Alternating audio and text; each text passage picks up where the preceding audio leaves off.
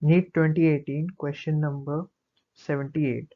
For the redox reaction MnO4 minus plus C2O42 minus plus H plus gives Mn2 plus CO2 plus H2O. The correct coefficient of the reactants for the balanced equation are. These are the four options.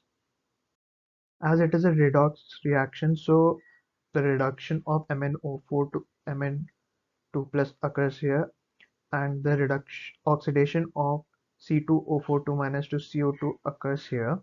The N factor of MnO4 minus is 5 and the N factor of C2O42 minus is 2.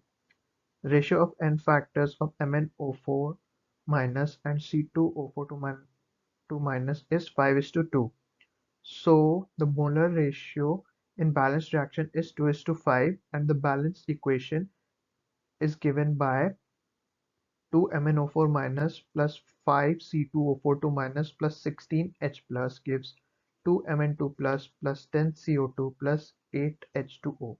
So the correct option is option number 3.